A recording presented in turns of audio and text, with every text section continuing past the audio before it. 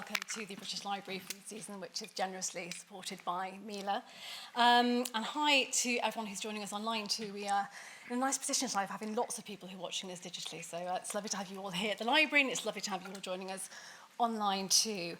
I'm Angela Clutton. I'm part of the small but perfectly formed Food Season team, and the Food Season has been going at the British Library for, I think it's 7 years, but this year we're trying something new with our Food Season Awards.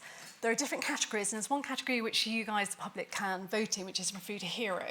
So if you, hello Tiger, there we go, little QR code. If you go on that, you can see who our shortlist are, some really wonderful people, organisations doing inspirational things across food, so you can go on there and vote for your Food Hero. The Food Season across all of the programme this year and all the years really seeks to look at the relationship with food in such a broad context. And tonight's conversation is very definitely going to be that. I had the absolute pleasure of being on a pre-panel Zoom with these guys the other day, and it was just so exciting. The multi-layered, multifaceted, different perspectives everyone's going to bring in. I think we're set for a really interesting evening on a really important topic. It's being steered by a real friend of the Food Season, really, Kimberley Wilson, who has been, is this your third or your fourth time with us? Yeah, definitely at least three. Definitely at least three. We call on Kimberley whenever we need someone who can lead a particularly nuanced and probing discussion. Kimberley is a chartered psychologist with a master's degree in nutrition and the author of How to Build a Healthy Brain and also Unprocessed. Her philosophy of whole body mental health is a comprehensive approach to mental health care. And the emphasis on nutrition and the brain is very much where we're sort of headed in the spectrum of tonight's conversation. She's written for BBC Science Focus, Psychologist magazine, hosted podcasts, a science segment on One Dish, regularly on Lorraine ITV, and a featured mental health expert on several Channel 4 series and documentaries. So we are in extraordinary good hands for tonight. I really hope you enjoy it. Kimberley, over to you. Thank you very much. Very generous opening. Thank you. Hello, everybody. Thank you very much for joining us in person and also online. I think we're in for a really good conversation. I don't know of a class of drug that has really swept across both science and culture and health like this one has. Everybody has an opinion, and I think it really taps into both an intimate but also a social part of human life. The thing about food is that it is both public and private, right? We have the foods that we choose to put into our body to say something about ourselves, our families, our culture. But they also say something about status and our place in the world and our socioeconomic level in life. So there's this interesting way in which food sits across public and private life that I find fascinating, and I think we'll get into that in part of the discussion. Let me introduce the panel. To my left, I have Dr. Tony Goldstone. He is the Associate Professor of Psychoneuroendocrinology, all one word, in the Department of Brain Science at Imperial College London, and a consultant endocrinologist at Hammersmith Hospital, also part of the Imperial College. He also leads a specialist clinic for adults with genetic causes of obesity, so that's going to be a really interesting part of the conversation this evening. We also have Professor Christina Vogel, who's the Director of the Centre for Food Policy at City St George's, University of London, and her research aims to inform the development, implementation and evaluation of food policies, interventions to improve population health, reduce inequalities, and also brings into the perspective planetary health as well as part of that conversation. And we also have Zoe Williams, who is a lifetime journalist for The Guardian. I'm just laughing because I didn't give Kimberley a proper biography. I was like, everybody will like it if it's short. And they do. Lifestyle, wellness, politics at The Guardian. That's what I've decided you are. And we'll be looking to Zoe for really the perspective on how this has hit culture and society and feminism. I'm really interested in how, yes, I know that these drugs are available for everyone, but it's often women's bodies that are under scrutiny in these particular ways. But I always like to start, if you listen to my podcast, I always like to start with a definition, because we all come with our own perspective. We've all read different things in different places. Maybe we've heard some TikToker tell us certain things about these drugs. Let's start with a definition. We're going to turn to Tony. What are GLP-1s and how do they work? So as you said, I'm an associate professor of psychoneuroendocrinology, which is basically a fancy way of saying I study how hormones, particularly the hormones that come from the gut, act on our brain, that's the neuro bit, to alter our behavior, that's the psycho bit, and particularly behavior around eating and also addiction. And there's obviously an overlap because many people with obesity have enrichment of behaviors that you also see in addiction. So these class of drugs are versions of a naturally occurring hormone called glucagon-like peptide 1, GLP-1, and that is a hormone that is produced in the gut, sort of quite distally in the gut, so mainly in the large bowel, but also to a certain extent in the small bowel. And basically when we eat food, we release that hormone into our blood, and that primary role of that hormone is probably to control our blood sugars. So when we eat, our blood sugar goes up, and what that GLP-1 hormone does is it acts on the pancreas gland to produce more insulin. It also suppresses another hormone called glucagon that has the opposite action to insulin, and it also makes the insulin that we produce, which lowers blood sugar, more effective in the body. And we know that when people have obesity, they are resistant to insulin, and that's one of the contributions to why they can eventually get high blood sugars and diabetes. It's what's called an incretin hormone, so it causes the release of insulin to control blood sugar. And that's why it was first developed as a drug for the treatment of diabetes, because it lowers blood sugar by helping the body produce more insulin and make the insulin more effective. So we've had these for about 20 years now, versions of these drugs. The first generation was a twice-daily drug called exenatide. Then we had a second generation drug called liraglutide, which was once a day. And now we're on the third generation drug, Ozempic, or semaglutide, for diabetes. This talk is mistitled. It shouldn't be called Ozempic Nation. It should be called Wegovy Nation, because when drugs have a Z in it, it's sexier. And that's why we all call it Ozempic Nation rather than Wegovy Nation. So Ozempic is the same drug as Wegovy, but it's at a lower dose. So the diabetes dose is up to 1 milligram. The obesity dose is up to 2.4 milligrams. And when you use it for obesity, it's called a different name called Wegovy, but it's the same drug, just at a different dose. How do they work to suppress appetite? So it was found that when people with diabetes had them, they not only control their blood sugar, but they also lost weight and lost appetite, and that's another reason why they're effective for diabetes, because people lose weight, and that means the insulin they have is more effective. So it acts in a number of bits of the body. It acts on the vagus nerve, so that's the nerve that comes from your stomach and goes up to your brain, signals when your stomach is stretched, and there are receptors for that hormone on the nerve, which basically potentiates the signals coming from your stomach about fullness. It also acts in the brainstem, that's the bit at the back of the brain, and also in the hypothalamus, which is a very important part of the brain that's involved in appetite control, to suppress appetite, and also acts on the reward circuits in the brain, particularly suppressing the release of dopamine in response to highly palatable foods, to reduce the craving and motivation to food, especially high-energy foods. It's important to realize that the evidence that this naturally occurring hormone plays any role in appetite control under normal circumstances is actually quite limited because the levels are relatively low. What do you mean in normal circumstances? So when you eat, although you do release this hormone, it probably doesn't have an important role in suppressing your appetite. It may have a little bit, particularly if you eat a large amount. The more you eat, the more you release of this hormone. So all those TikTokers who say, if I just make a combination of oats and green tea and... So people are trying, so certain foods may release slightly more GLP-1 than others, but the level that you achieve with that is about 1/10 of that which you achieve with the drugs.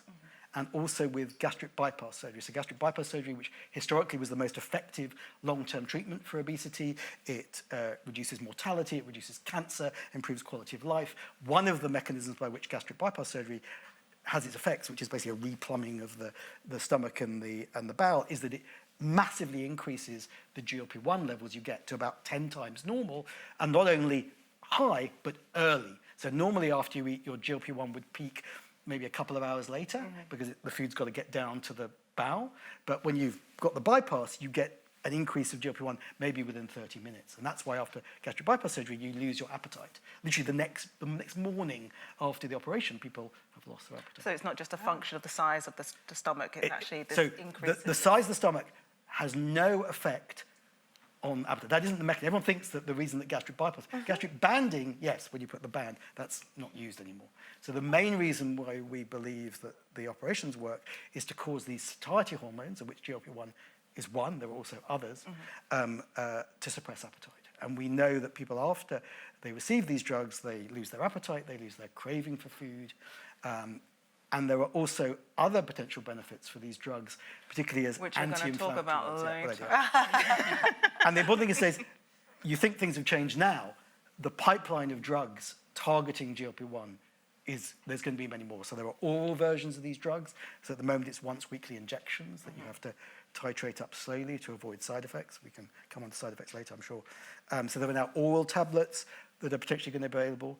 There are now the double combination drugs, so that's GLP-1 and another hormone called GIP, which potentiates the appetite effects. So there's a drug called tirzepatide or Mounjaro, which causes about 5% more weight loss. There are now triple analogues. There's another hormone called glucagon, which is also targeted. The triple ones are causing about 25% weight loss. That's getting into surgical territory. Okay.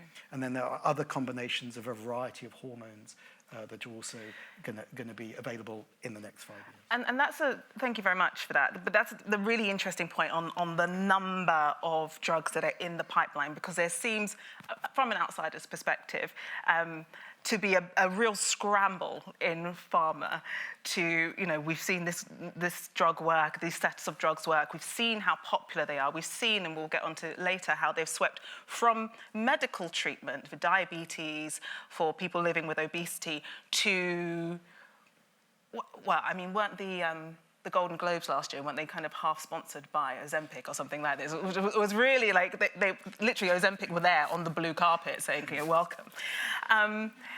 So, what's my question? My first point is maybe we should, for clarity, have a statement of conflicts, but also there's money in bodies as well, isn't there?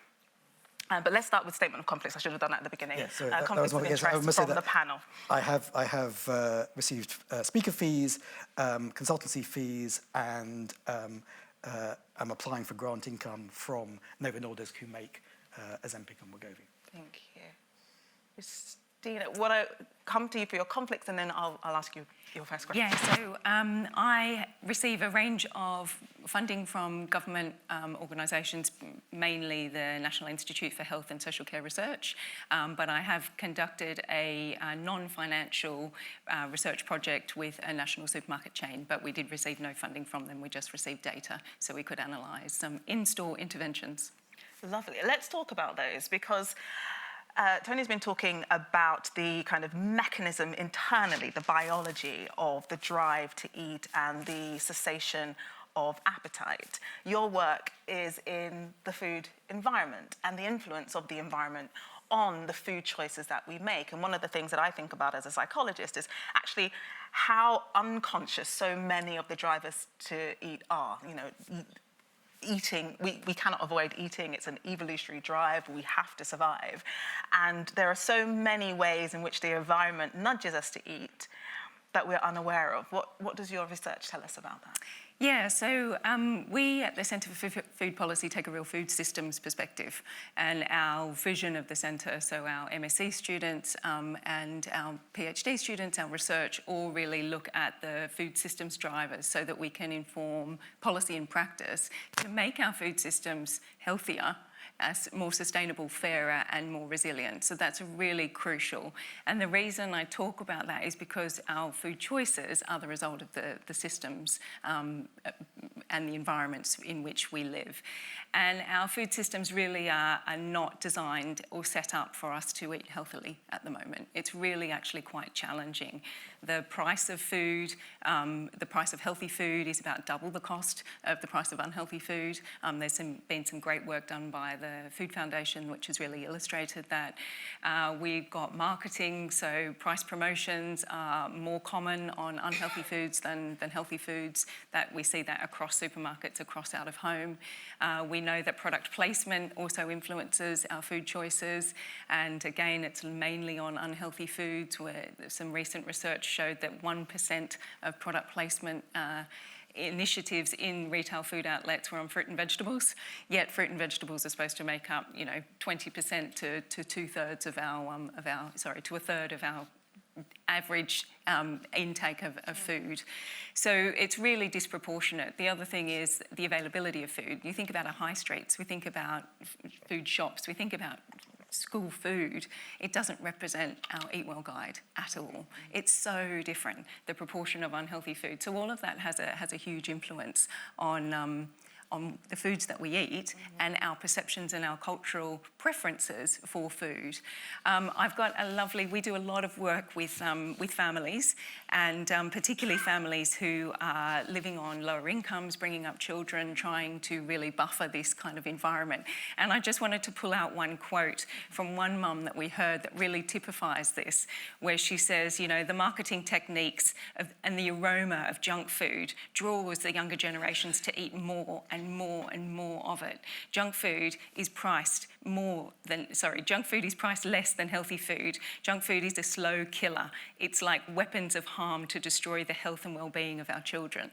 I mean, they're pretty powerful words. And what we hear is that parents are really worried about the health of their next generation because they see that their children are not eating as well. They see nutritional deficiencies. We've seen that actual nutrition deficiencies are worrying.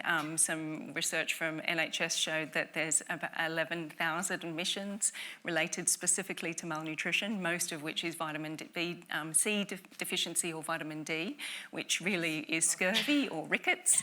And they come from core foods. They come from fruit and vegetables, milk, whole grain foods that we're really not consuming because they're not readily available.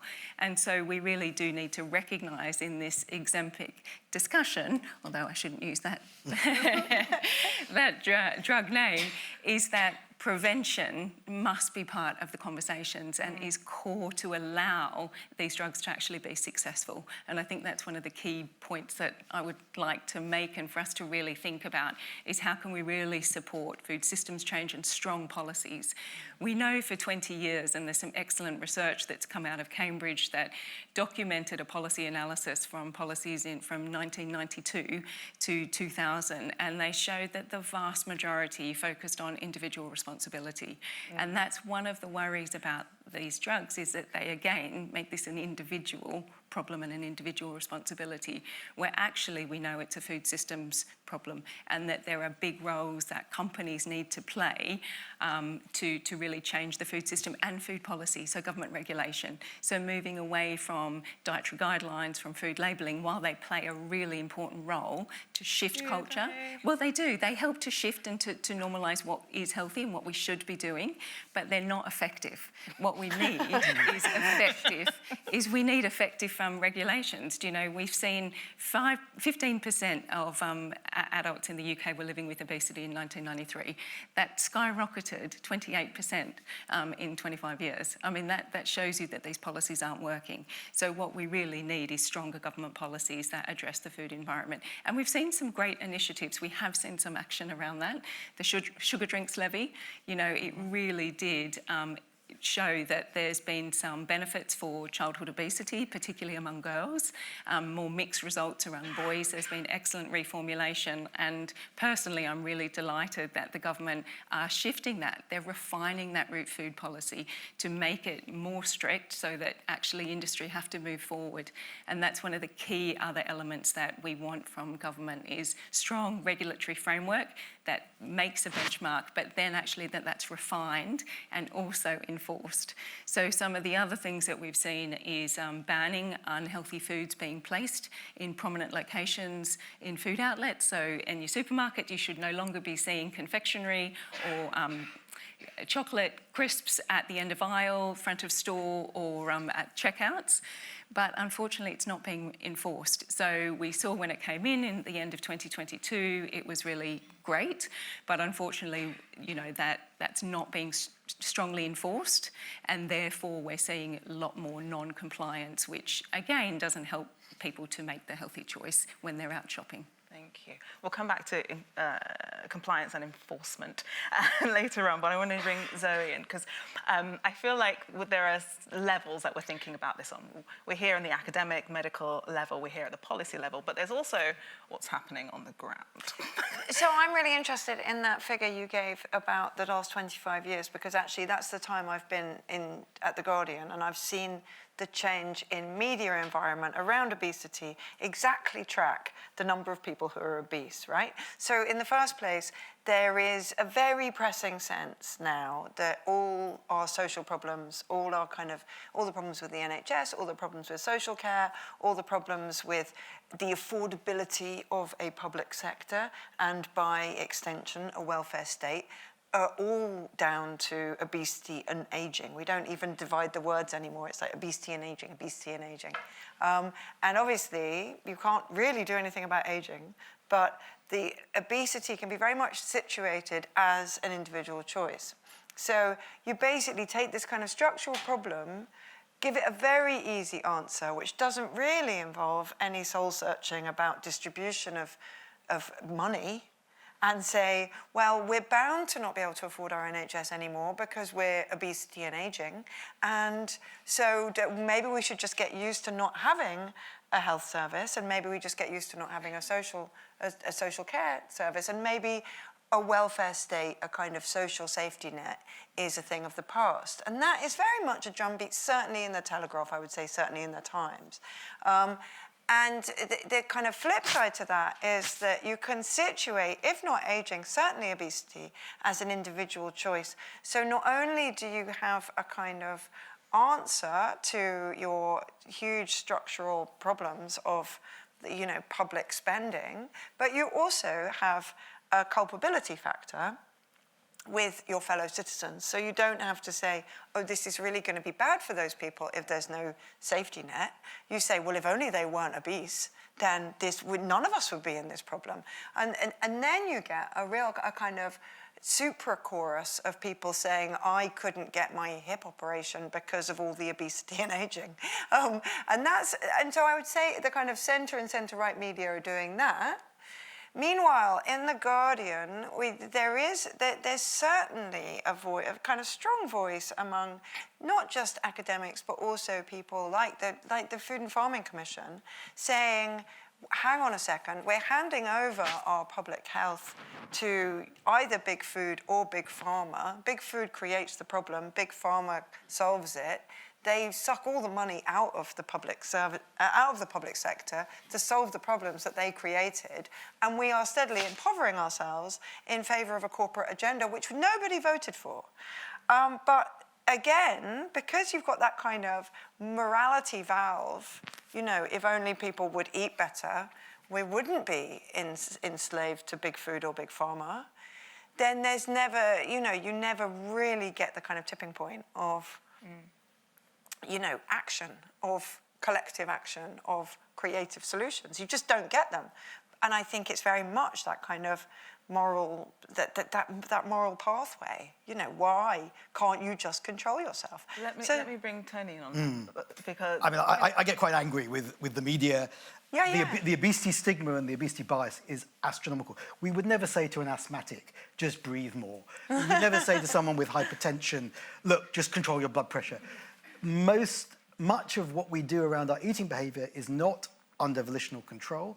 All the people with obesity who come to my clinic, now admittedly I have a genetic obesity clinic, which is the extreme end of the spectrum, but there are certainly people with, and we all have genetic predisposing factors towards obesity, and the people who are making the moral arguments are those that have got the genetic lottery of slimness and have got the socioeconomic status and the upbringing that enables them to live a life with slimness. Well, funnily enough, often they aren't, I mean, I don't want to make personal remarks, but if you look at like Alison Pearson, Dominic Lawson, they haven't got the genetic lottery at all. Yeah. But there's a kind of shamelessness. There's a shamelessness which I think is actually a class domination.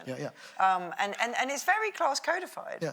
And I've read columns of somebody saying, oh, have you ever been to a service station? I've never seen so many fat people. And it is like, oh no, I was forced to mix with a class that's not my own. Let me bring Christina in on that, because if we're now talking about class and inequality, and this is where your research also has something to say.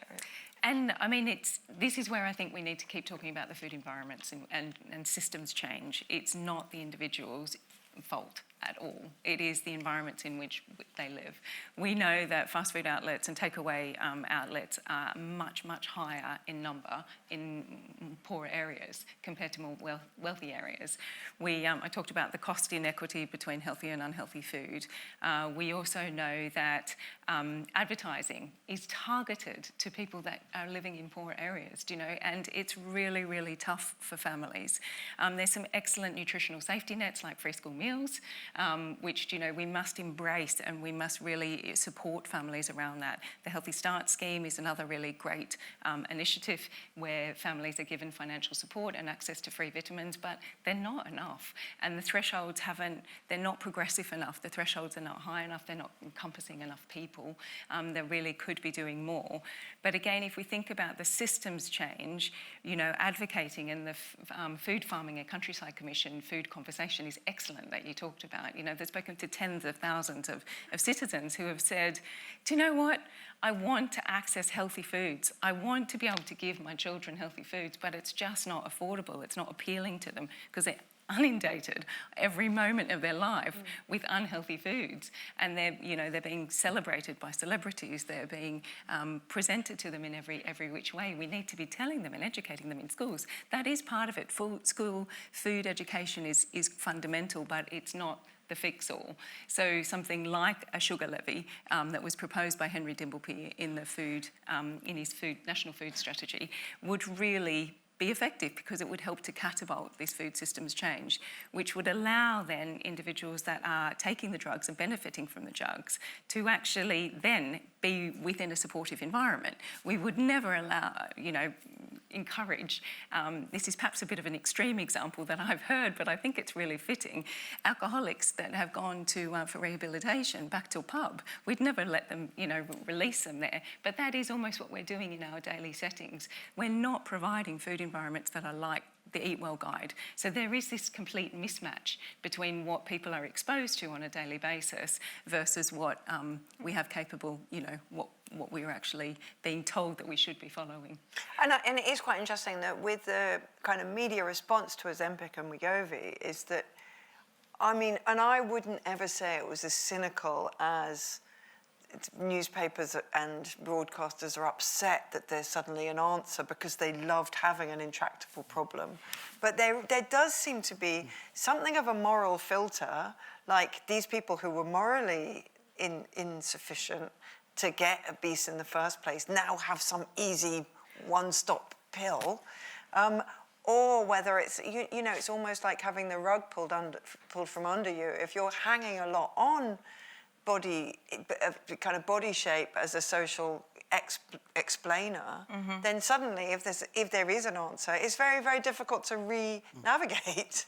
Yes, because obesity has been considered one of the last acceptable stigmas, isn't it? But this real moral filter, as you describe it, is very, very interesting, because it's not just people who are judging others. I work with people in clinic who would potentially actually be good candidates and do very well on these medications, who feel, no, that would be the easy way out, and I should just be able to do it. The moral imperative to be thin. But they're fighting biology. We have someone who has obesity, has a body mass index of 35, 40 kilograms per meter squared. In a food environment that has promoted their obesity, they may have some genetic factors that have promoted it. They may have an upbringing, they may have a socioeconomic status, all these different factors.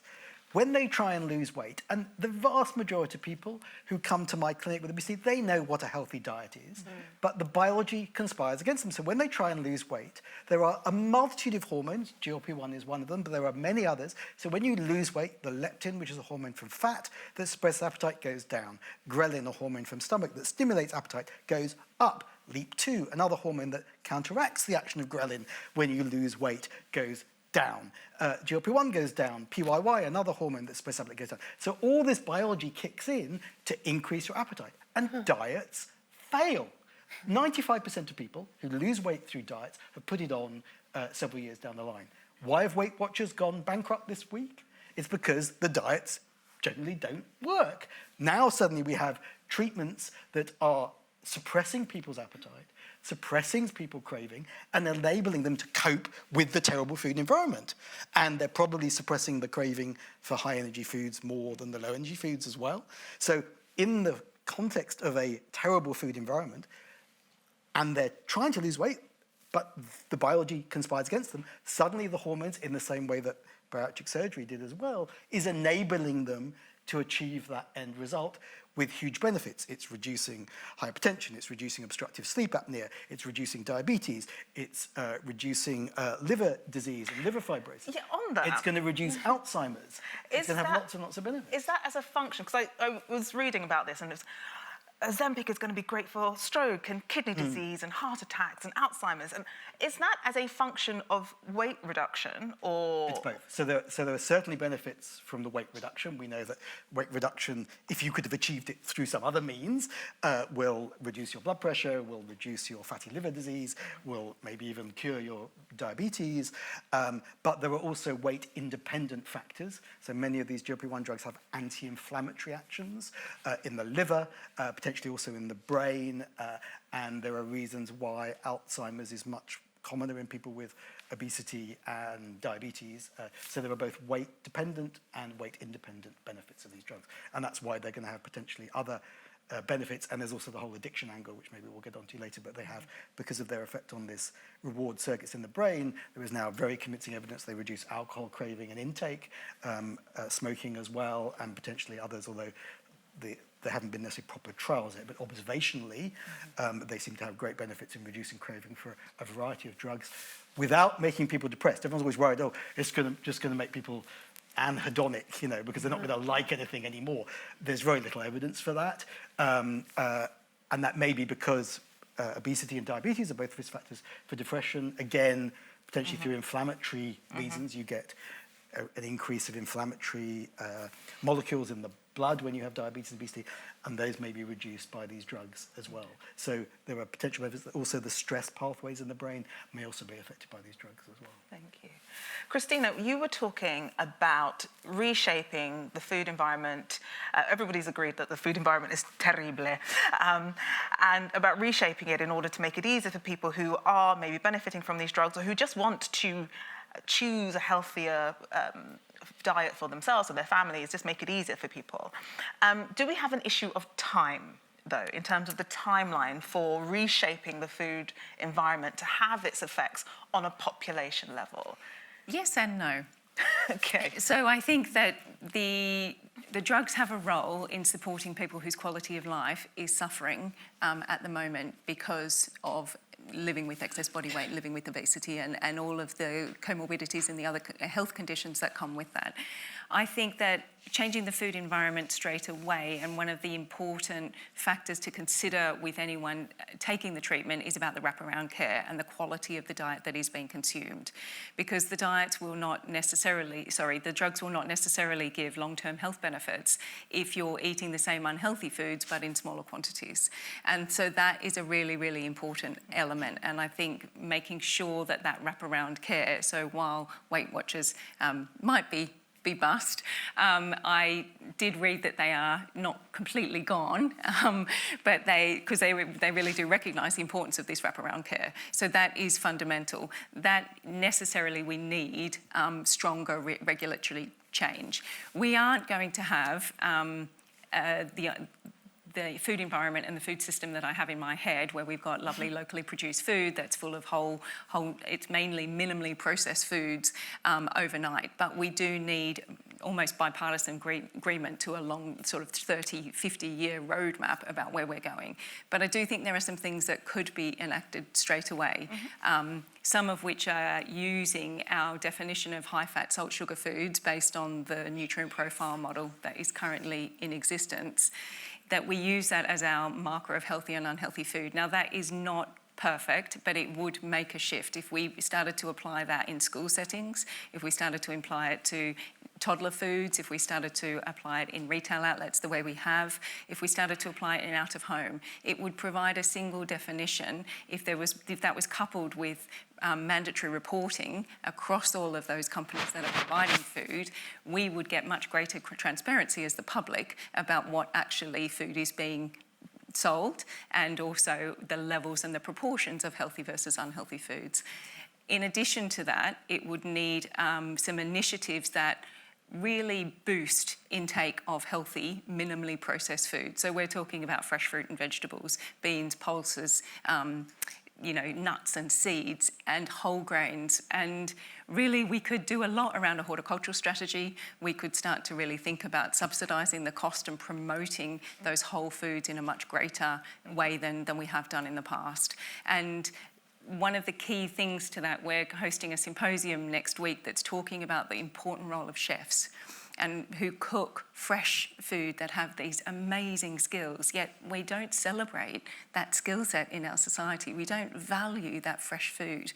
We value very, very skilled, high-profile chefs, but we don't necessarily value the chefs or the cooks that work in our schools or in our hospitals. And it's how do we celebrate that in a much more effective way? And again, that's a long-term sort of skills and training. It's about our culture and our society really accepting and embracing that professional cookery that can still be convenient and wholesome and delicious, but yet still priced well, and not necessarily needing to change it the way in which we live. Can I just be deliberately controversial? I'm not saying I totally believe what I'm about to say, but I just want to throw it out there. So that is all well and good about prevention, but I'm going to maybe take an extreme view, and I don't necessarily agree with everything I'm about to say, about treatment. So in the trials, these drugs cause, on average, 15 to 25% weight loss without any change in the food environment. Right. So they are extremely effective in our terrible food environment. There is an issue about loss of lean body mass, and it's important to maintain a high protein intake and maintain physical activity, although people, once they lose weight, are able to do more and their arthritis gets better, et cetera, et cetera. So I'm not doing that. So, and there is evidence to suggest that these drugs will preferentially reduce the craving for the high-fat, high-sugar foods. Yeah. So I'm just going to say, while I completely agree that the environment needs to change, these drugs are still having a benefit without immediate changes in the food environment and are able to counteract the food environment. And we need to maybe separate out prevention and treatment. Yes, it will be better for the treatment, and especially as at the moment we're not supposed to keep the drugs long term. So when they stop it, there's certainly a risk of weight rebound, and that's where we may need the change of food environment. But in terms of the actual weight loss from the drugs, that is happening without any change. So one, just if I may come back very quickly, is I agree. So one of the things I was going to raise is as soon as you stop the drugs, chances are that you'll regain that weight. But the other thing is actually a population level change to the environment will benefit everybody's health, will benefit children's health, will benefit. So you're not looking at small individuals where you have a big effect, but you're looking at a population level where you have a smaller effect, but you're benefiting huge numbers. Yep. So I think when you're talking about cost-benefit analysis, we need to think about the proportion of the people that are going to benefit as well, and that is important. Yeah, so rather than answering your next question, I just want to pick up on two things. One is the anhedonic effect of the drugs, and they don't seem to have that. You read a lot on the Ozempic forums, is people saying it closes down your food noise. And often if you have struggled with your weight or perceived your weight to be a problem for a long time, you've had food noise going on in your head all the time. I really want a biscuit, I'm not allowed a biscuit. And all the women are like, I can't believe what life is like to not have the food noise. It's like working in a nuclear power station and then the alarm isn't going off, you know. But men like the food noise. That's the kind of, men enjoyed the food. So there's much more of a kind of, I really like the appetite. And that does have a slight anhedonic. And that's just quite an interesting thing about body image and the genders, that there is still a very kind of gender-coded thing around excess weight and who you feel that you are with it or without it. on the issue of like whether we need more time to kind of cook more healthily for ourselves, or whether we can actually do it in 15 minutes as long as we've got the as long as we've got the ingredients to do it. What's interesting is that the guy who did that Food and Farming Commission research, this economist called Tim Jackson, then wrote a book about care, because he was trying to conceive why late capitalist economies can't understand care. They can't price it. They can't build it into societies. They can't pay people for it. They can't. And as a result of which, there's this kind of absolute army of people looking after other people at the end of their tether, in keeping society afloat, really, and not being recognised in any way, not being socially recognised or financially recognised or recognised in the benefit system or recognised at all. So, you know, there are people running on empty looking after each other, and the economy itself doesn't see who they are. And he said it's because care takes time, and capitalism doesn't understand time, you know. Capitalism doesn't understand why a minuet might be better slower rather than faster, and it doesn't understand why you can't rush somebody with complex special needs, but they might be able to do the thing they can do if you just give them acres of time. And that, I think, does tie back into the food and the cooking from scratch conversation, because it's not necessarily that you need 3 hours in order to cook a healthy thing for your family, but you need to be able to accommodate a process of kind of your nutrition and the nutrition for the people you love, which doesn't necessarily shave everything down to its kind of fastest, leanest possible unit. And that is, you know, a really broad spectrum problem in so many ways for how we organise, how we legislate, how we regulate food and health, is not being able to understand that sometimes slow things, sometimes it's worth being slow just for the sake of it. Even if you don't need to make bread from scratch, sometimes it's worth doing it just for the sake of it. And a society that can't accommodate that will end up obesogenic and unhealthy. Thank you. That's right. I want to acknowledge that we've been having a very highbrow academic conversation about the nature of bodies, right? But I really want to also make space for the fact that there is an element of bodies in the social world which is about vanity. Oh, yeah. Right? And I've certainly encountered people who, by BMI, by lifestyle, would not be eligible. They wouldn't go to their doctor and say, "Can I please have some GLP-1s?" The doctor would say, "Absolutely not, of course." But there's a preoccupation, there is an interest, there is a desire for something that will just make it easier to take those last, I'm going to call them vanity pounds, because they're not impacting somebody's health. I don't know what my question is, but I kind of want to throw that in there. What do we do with this when a drug that is designed for medical intervention actually now is spilling over into, you know, people are kind of telling online pharmacists what they need to hear in order to purchase it for private use? How do we keep people safe? What's going on? Next. So if you plot body mass index against the risk factor for any disease, whether it be diabetes, stroke, heart attack, cancer, it doesn't start at a BMI above 30 or 35. It starts at about 25. Wow. People don't realise that. I mean, it's an exponential increase. So I'm not denying that people are asking for the drug for vanity issues, but there are still health benefits even at a lower BMI. That's important to realise. Okay. I'm not saying, I mean, at the moment that the NHS guidelines are for semaglutide, you need a BMI of 35 or above and at least one obesity-related complication. Tirzepatide, and only for 2 years, tirzepatide will be allowed for probably a BMI similarly above 35, possibly without an obesity complication, but at the moment it isn't available because there isn't the funds for it. So I totally agree that we need to keep the funds for those people who will get the most benefit, because it's going to have the most benefit. The issue about people abusing it, and we know that it's going on, is about regulation. It's about ensuring that private pharmacists and private doctors do appropriate safety checks. They're drugs that need to be titrated up very slowly once a month, which is why it's expensive, because you've got to have a wraparound care, and like the drug is maybe £200 or £300 a month, but you need a nurse or a doctor to be supervising the slow dose titrations, which is a bit different from most surgery. So it is expensive.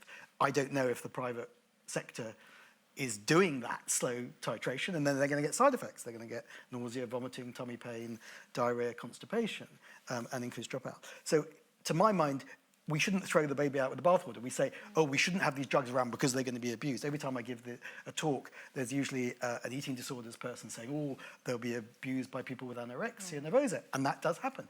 But then you have to tighten up the accessibility of those drugs. How you do that in a free market is difficult. I mean, at least we're not the States. We're a bit better than the States. And we maybe have to accept that it will get abused, and it's all then about education and putting an infrastructure around the place to ensure that they're not abused. Thank you. Anyone? I've got a million thoughts about vanity and what it...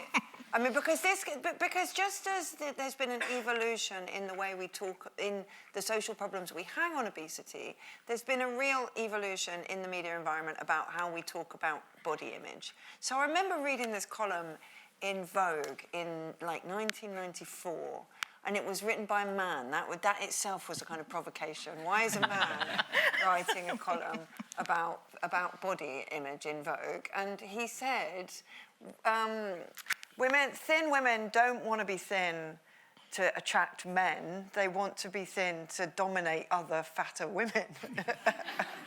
And I remember thinking, well, it was very provocative. It was a very provocative statement. It was also, there was an eye of truth in it, because it was, it was the era of Devil Wears Prada. It was the era of Anna Wintour only eating a steak and spinach every single day and nothing else for her entire life, which she probably still does. It was an era in the 90s when you could routinely talk about a woman's body in public and say, oh, she looks good because she is thin.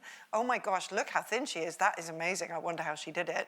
And it was quite routine. And people, people my kids' age, let's call them my kids, look at TikTok now, and they're watching people, the kind of questions actresses and models were asked in the 90s, or Kate Winslet, oh, you seem a little bit larger.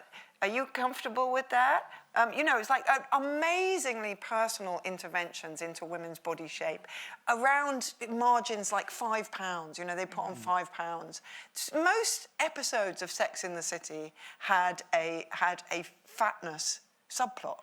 And it was completely normal, and we all just put up with it. We all just put up with this kind of situation where you're walking around being policed on units that you wouldn't even, that you probably couldn't, your weighing scales probably wouldn't even register, in a constant state of neurosis. And that wasn't great. And it wasn't that feminist. But there is undeniably, and I think this kind of tracks the Me Too movement, there's been a backlash to it, so you're no longer allowed to make those personal remarks, but those personal judgments still exist. So it's sort of gone underground a little bit. And then there's still a huge amount of judgment around who's thin and who's not. There's still a huge amount of approbation poured upon people who are thin. There's still a huge amount of class codification about posh women being thinner than every other kind of woman. There's still a huge amount of like sheer value weighing, and yet people don't tend to say it anymore. So that's not, so is that an improvement? Maybe that's a waypoint on the way to not judging people, or maybe it's just become something which we still do has become clandestine. Into that, you dump a drug that can actually solve everything for everybody. So of course you first of all have the kind of, well, if you have to pay for it because you're not going to get it on the NHS until you are legitimately obese. But so again, it's kind of very class codified who can use it and who can't, and who can use it on a discretionary basis and who can't. But secondly, it is a great leveler. If nobody has to be obese anymore, if everybody could just take a drug and the problem goes away, that is a great leveler. And some people don't want to be level, Some people enjoyed the status and the differentiation and the approbation they got from being thinner than everybody else. But it's important to realise, of course, that not everyone loses weight on the drugs. Right. As with any treatment, there is a spectrum. Yeah. So some people, we don't quite understand why there is the difference. We know that people with diabetes lose less weight than those that don't. We know that interesting women tend to lose more weight than men on it. There are very likely genetic factors. So you have all these polymorphisms in probably hundreds of genes, and there's some evidence to suggest that because they tend to be additive, so that if you have 20 variants that predisposed to obesity versus 50, you're going to be heavier if you have 50. And there is a little bit of evidence to suggest that the more of those variants you have in all those different genes, the less weight you lose on these drugs. So it's not that everyone loses weight. There is a variability as with any treatment. And hopefully we will get to understand that. And the same with surgery. Not everyone loses weight with surgery. So we haven't got a complete leveler yet. But when you have an average weight loss of 15 to 25% weight loss, that is a game changer. Yeah, I could imagine. I just wanted to add in sort of 3 quick points. One I don't have an answer for, but the first one is around dietary quality. Like, I still think health is based around the nutritional intake that we're having, and that this drug does not alleviate that. It doesn't answer that. Even if we were to have supplements that were nutrient supplements to correct micronutrient deficiencies, it still doesn't advocate for good bowel health or microbiome, or we still need good wholesome foods to ensure optimal health for ourselves. So I don't think that dietary quality question is removed at all regarding this. The second one is, it is really interesting the publicly available dosage, and that could actually lock you in quite long term for a payment schedule.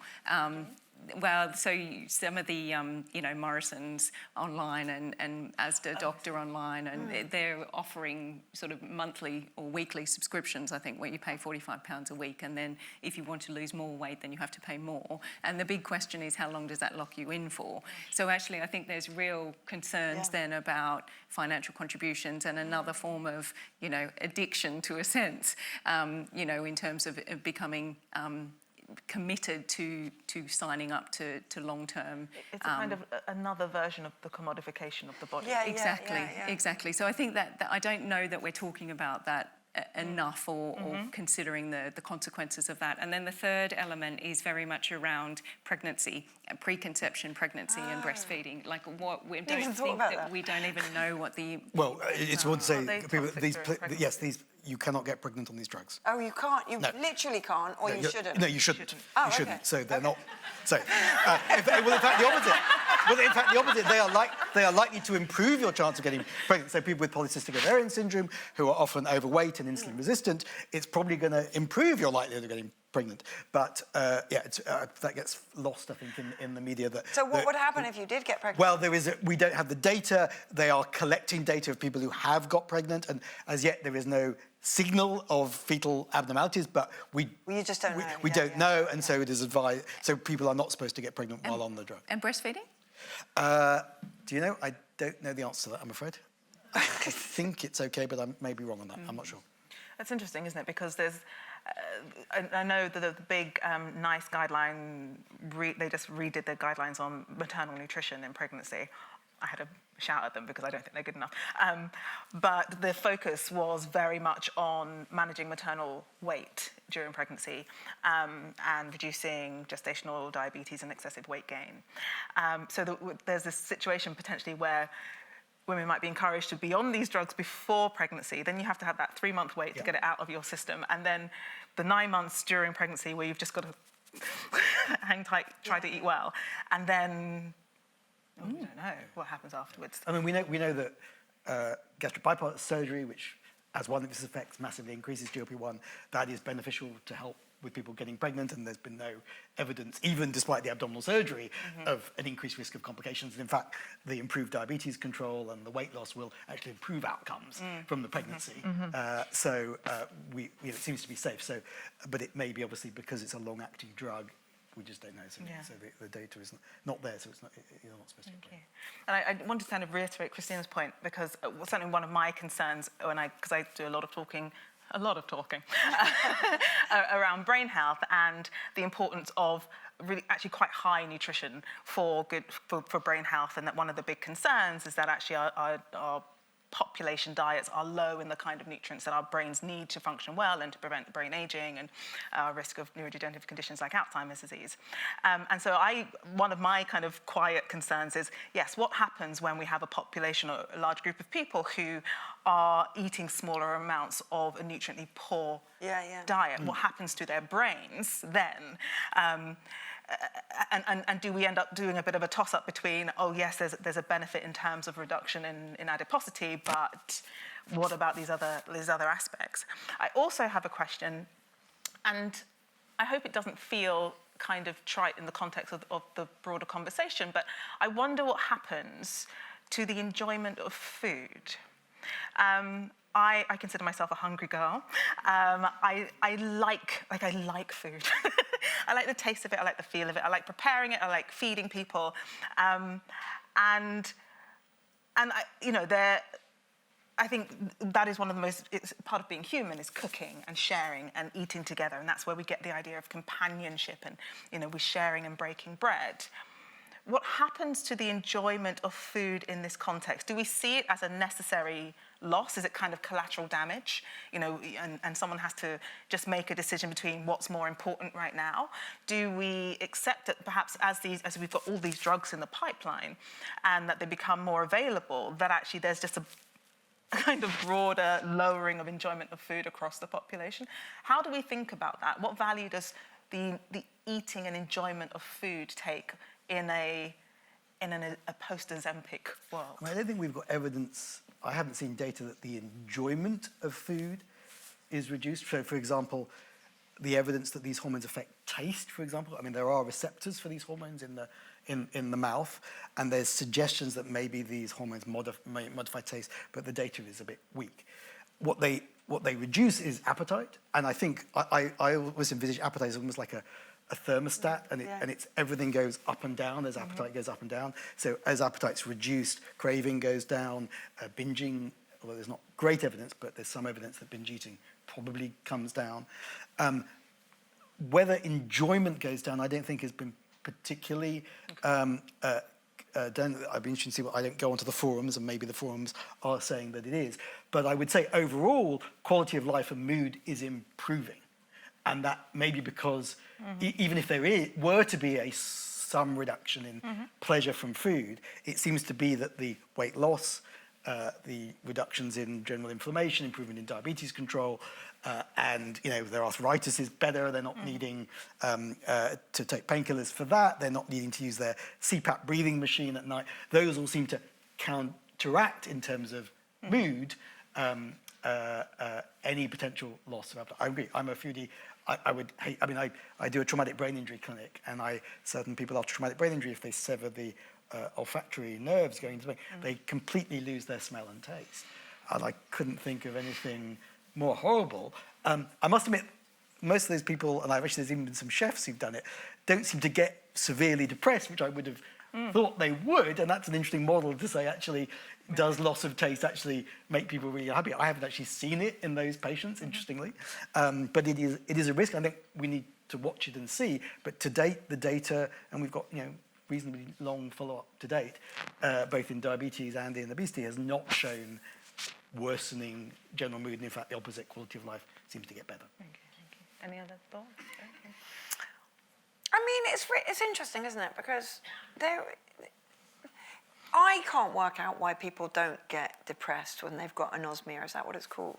And there were, and I think it's because appetite, especially if it's kind of dominating if you've got kind of health agenda, which your appetite is working against, it's almost like the liberation from it is its own pleasure. But I don't think, it would only become an issue, really, if you were forcing people to go on Ozempic. But if you're not, if it's always going to be at their own discretion, then they can make the call between whether between what drumbeat they want, And maybe those people who do get it are stopping it. I mean, discontinuation rates in the trials are 10%. In real world, it's probably more than that, 25%. But some data coming out now says actually many people may go back onto it later or switch to a different, maybe more effective version. So I mean, the And do reasons we know why? Is that about side effects? It's mainly side effects, and I have patients who can't change it. So again, it's in the same way as there's variability in its efficacy for weight loss, there's variation in the side effects, and there are some strategies to try and deal with those. And for some people, that's intolerable, and that's great. They stop it, and the side effects go away. Yeah. Okay.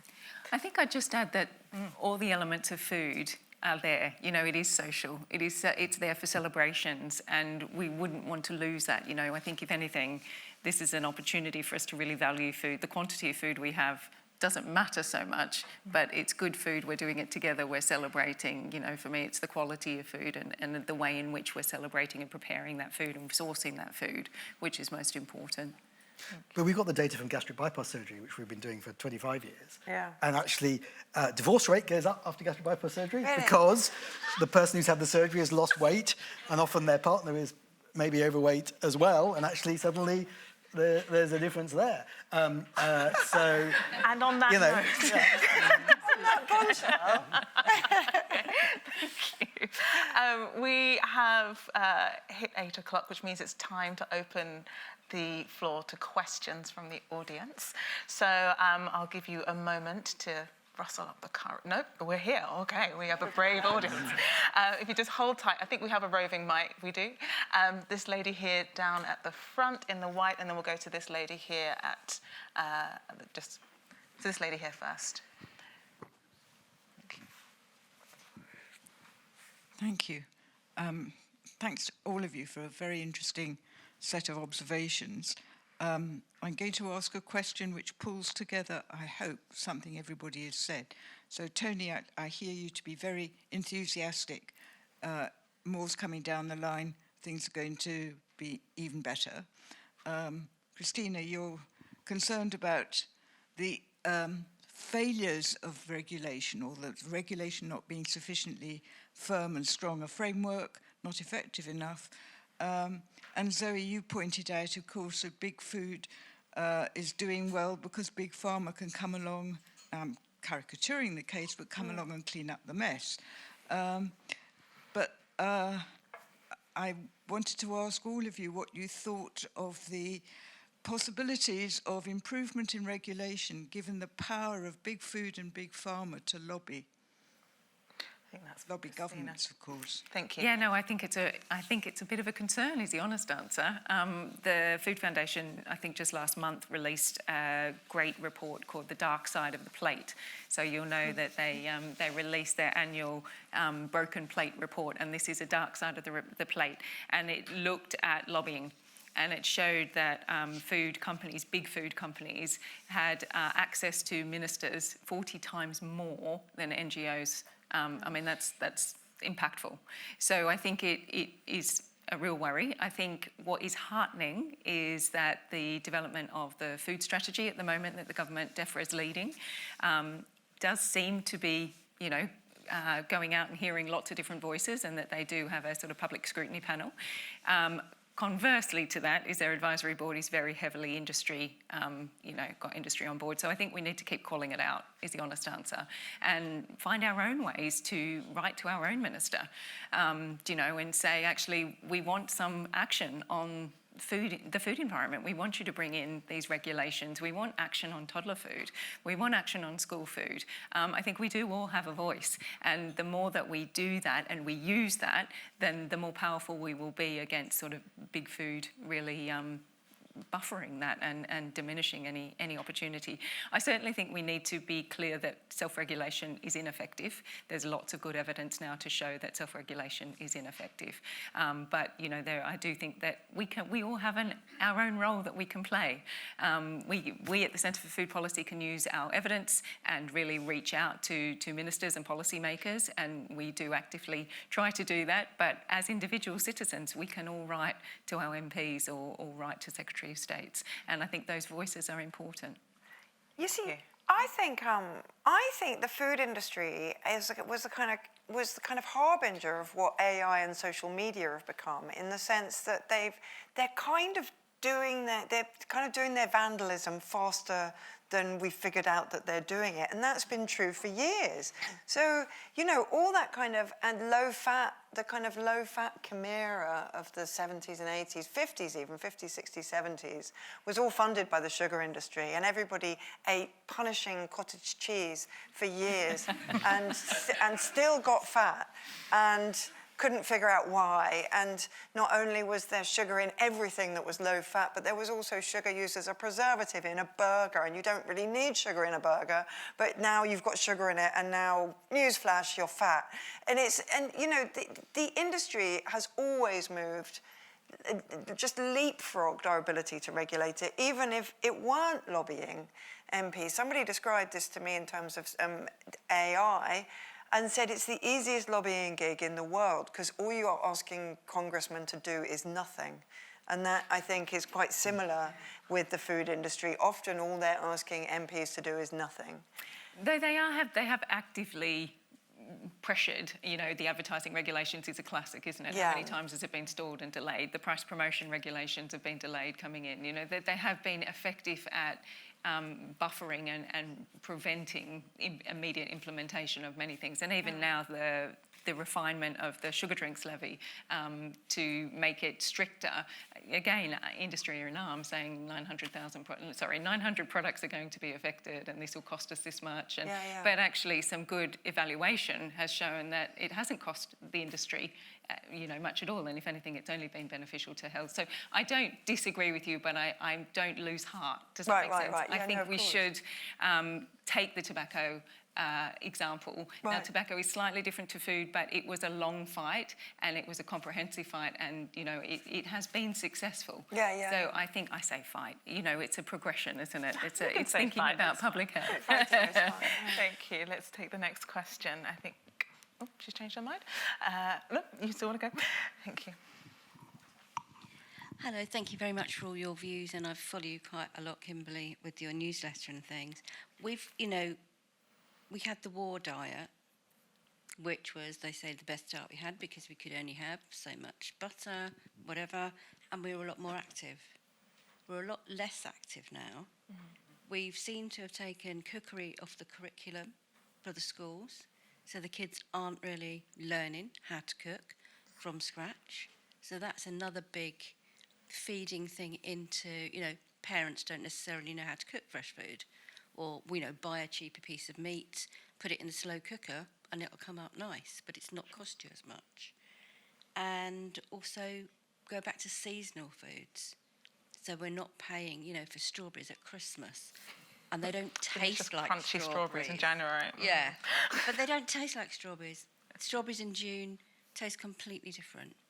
So I think, you know, there's a lot of things that have got us in this situation because you never heard of an obese person in the war. So I think there's a lot of things we can do.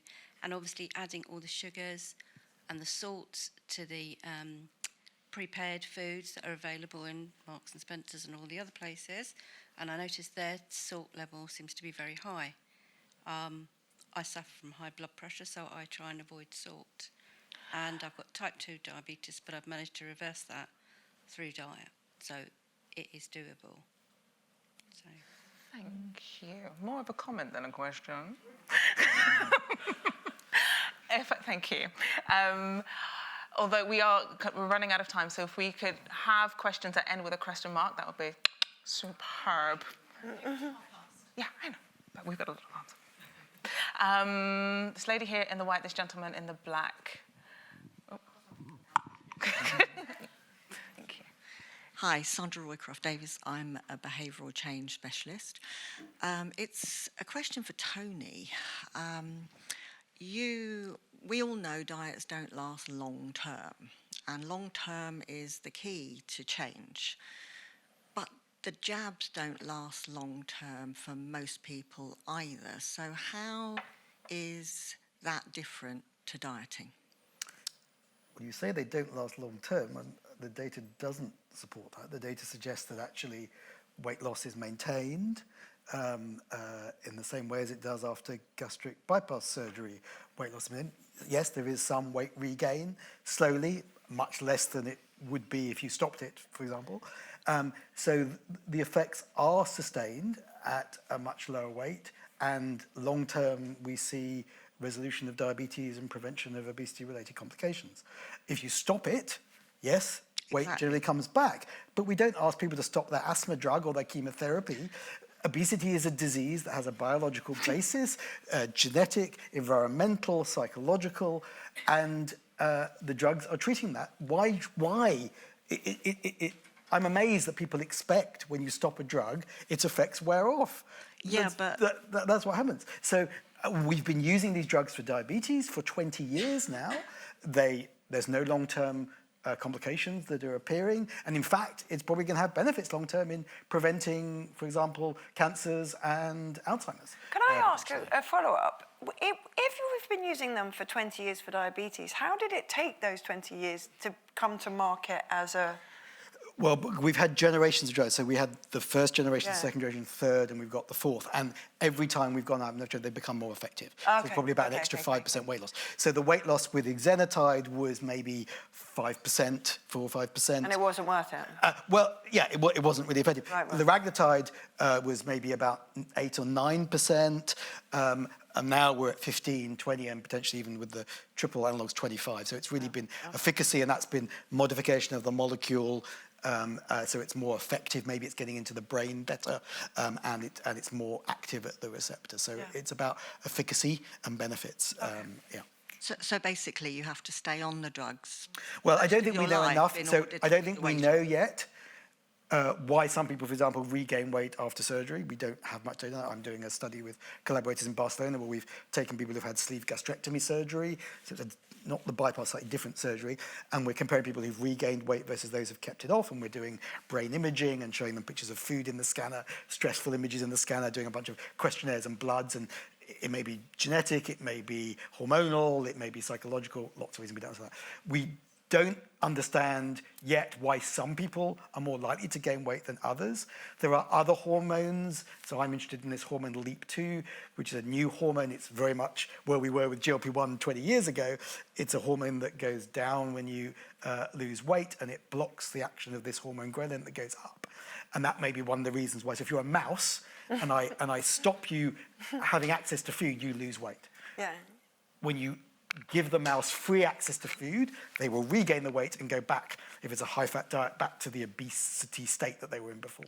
If you knock out this hormone ghrelin, so you delete the gene for ghrelin, they don't regain as much weight. So if you block the action of this hunger hormone, which goes up when you lose weight, you prevent weight regain. So maybe people go on to GLP, I'm talking 10 years in the future, you go on to GLP-1s for a couple of years, then maybe you switch to another hormone which blocks the action of this ghrelin hormone for maybe a year, and then maybe that would help you prevent the weight regain. We haven't got enough evidence, and I think there's been a reluctance in pharma to study weight regain. So weight regain, I think we're now we can get people to lose weight. So I think we're going to potentially see a move in the next few years. We can cause weight loss. Now, how do we keep it off?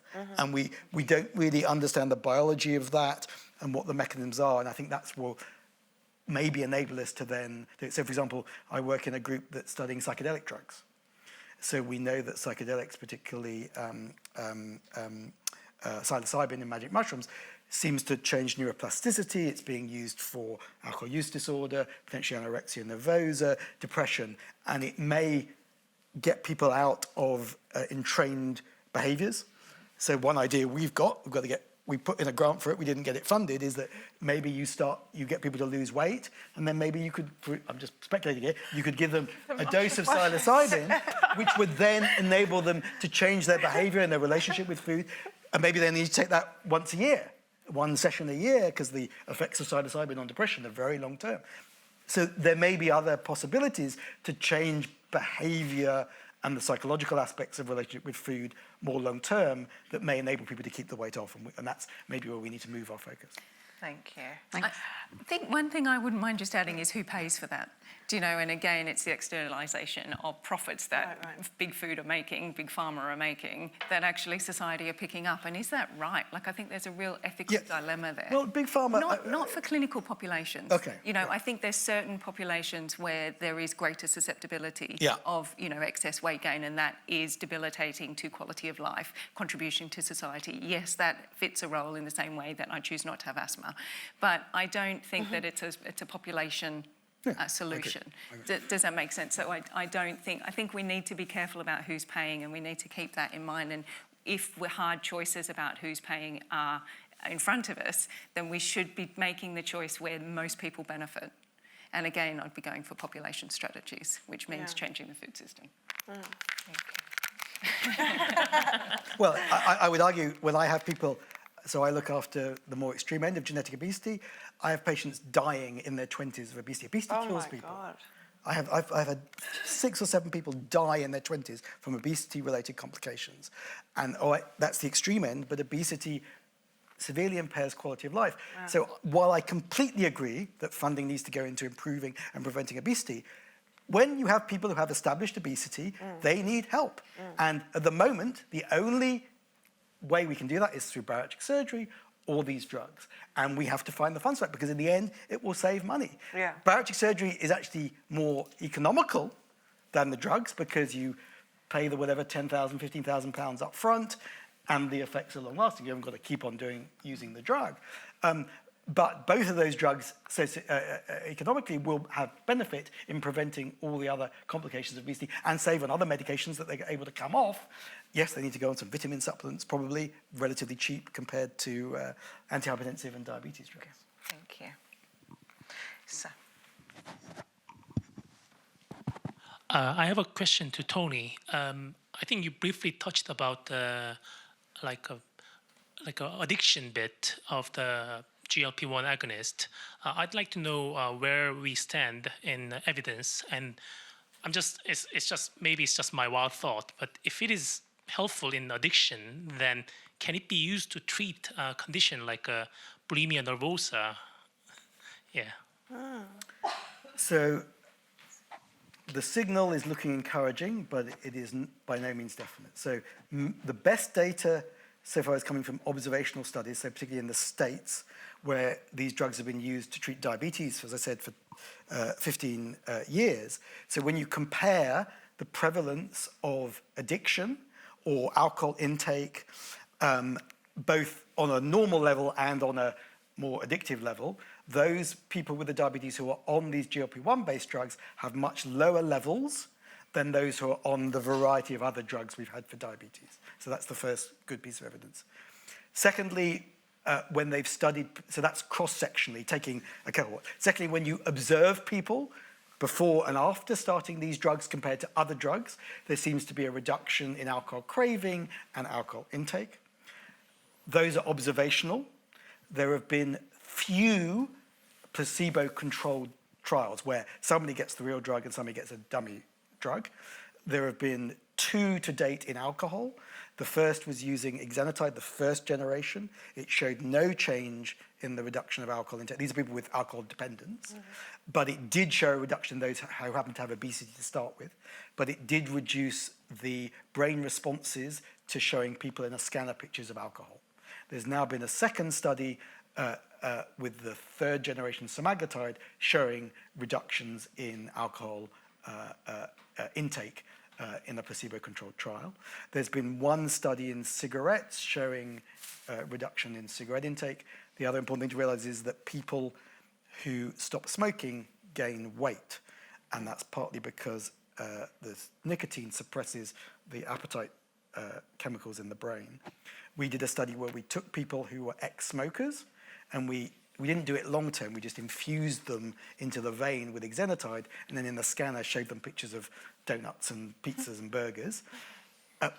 Compared to people who had obesity, they had heightened brain responses to those high-energy foods, and when we infused the GLP-1, we suppressed it. So actually, the GLP-1 drugs may have the extra benefit in smoking, not only to reduce craving for cigarettes, as one says, but also prevent the weight gain that is a reason why people restart. Oh, wow. Observationally, for opiates and cocaine, in those big epidemiological studies, there is a suggestion that overdoses with opiates and use of opiates is reduced, but there have been no placebo-controlled trials. They've only been in alcohol and in smoking. There are several in alcohol and smoking planned. So we've literally yesterday put a grant in with colleagues at Plymouth to do a trial in people with obesity and alcohol use disorder and liver cirrhosis, because alcohol and obesity are additive in damaging the liver.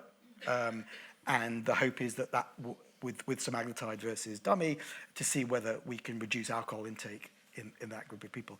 There is a concern, of course, that as these drugs have got more effective in causing weight loss, that if we use them for other conditions like alcohol use disorder, smoking, other things, that there is a risk of malnutrition. We know that people who drink too much are often malnourished. And so that is a concern.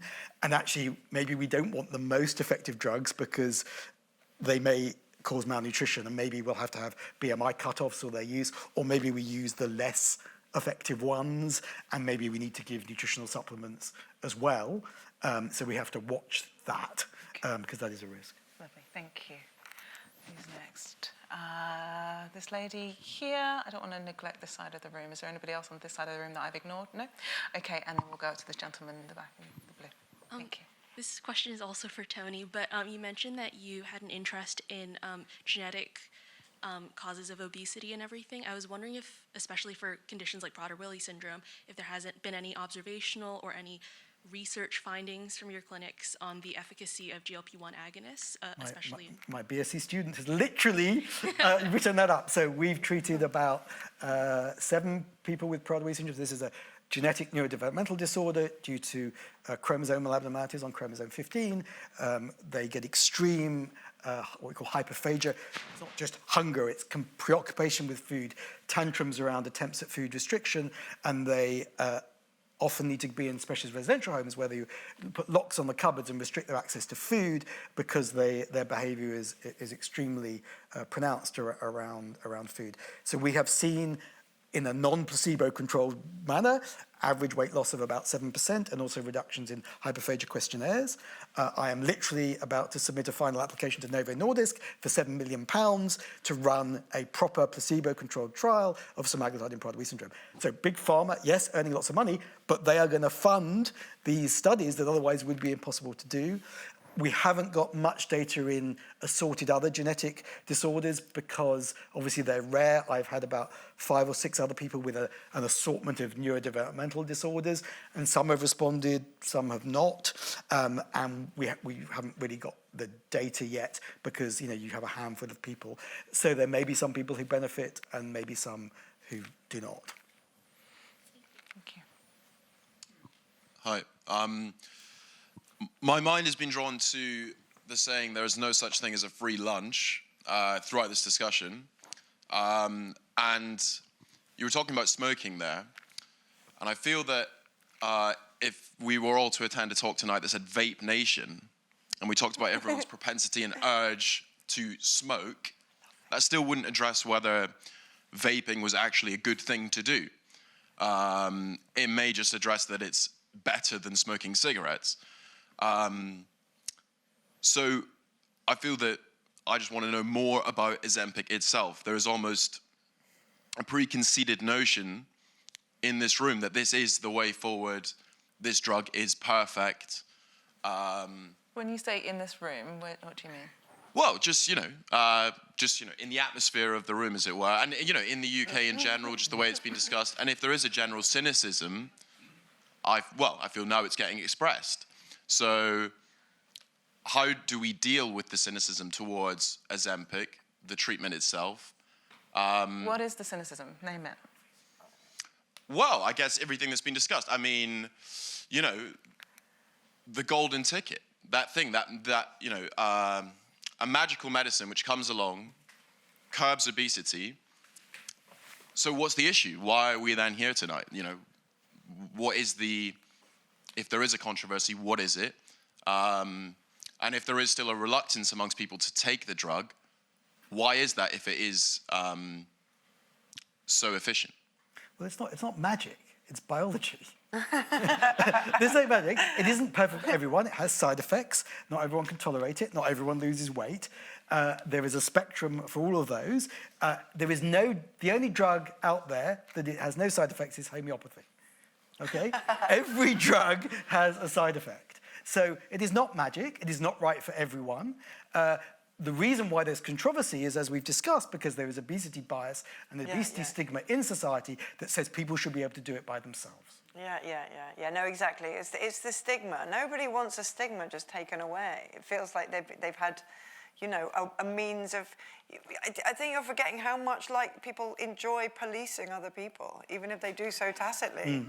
You know, you can't. You're just taking away a huge amount of policing. I mean, I say that as somebody who vapes constantly, so I would happily sit here under Vape Nation. I feel that there is a slight.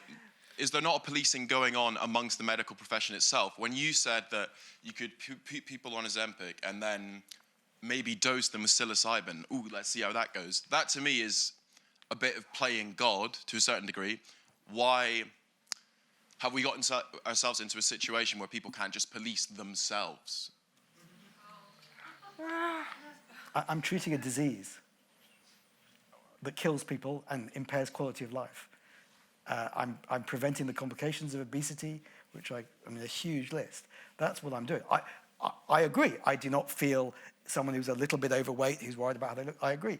I don't think these drugs should be available for them unless you are treating a medical condition. And obesity is often associated, not always. And we have arguments about whether there is a healthy obesity. It's been slightly overplayed. But BMI is a measure of total fat to some degree, but it's important where the fat is. So it's fat in the liver and around the intestines that is the dangerous fat for metabolic problems like blood pressure and diabetes. Fat around the neck is responsible for obstructive sleep apnea. Arthritis doesn't know where the fat is because it's weight that's affecting that. But for some people, they may be particularly if they have fat in a less dangerous place, maybe not at risk of getting the metabolic complications of it. So BMI itself is rather good. I don't treat BMI. I treat trends in weight and the complications that go with that. That's what my role is as a clinician. Thank you. Thank you for your question. There's a lady behind you there, and that may be our last one, actually. So. My God, I got one. I think this is another one for Tony. Sorry to the rest of the panel. You talked about other benefits. For obvious reasons, I'm interested in the ones to do with longevity. And you talked about, for instance, Alzheimer's and so on. I was interested whether, if you think about GLP-1, is it because that's the direct relationship to bringing blood sugar level down? So even if you had a low BMI, if you keep your blood sugar level down, you are more likely to stave off those things. Is that the direct relationship, or are there other things? So again, like I mentioned, there's both weight-dependent and weight-independent effects, potentially in the prevention of Alzheimer's. Obesity and diabetes are risk factors for Alzheimer's. So by treating those, you will hopefully help prevent Alzheimer's. There is also evidence for what we call insulin resistance in the brain that seems to be a risk factor for Alzheimer's as well, and also inflammation in the brain. And GLP-1s may have benefits independent of weight loss, of improving that to help reduce the risk of Alzheimer's. So my person who lives in the room, works in the room next to me, we have trials going on of GLP-1s in prevention of Alzheimer's. So people who have early cognitive impairment, can we prevent their progression? And we're not necessarily going to be restricting that to people with obesity. We do have to watch out that as we get older, we get malnourished and we have cachexia and our muscle mass goes down. So we've always got to be careful that we're treating people with drugs that potentially reduce appetite and lose weight. That may have its downside as well, but hopefully there are ways of counteracting that. So again, it's weight dependent and weight independent benefits. So just to be clear then, so when you talk about the insulin relationship, is that the relationship with lowering blood sugar level?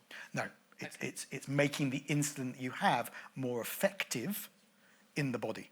So it's independent, and that's locally in the brain. So your brain insulin resistance doesn't necessarily affect your glucose levels in the body as such. Yes, if you've got diabetes, but if you haven't got diabetes or pre-diabetes, those changes in glucose are probably not abnormally affecting the outcome.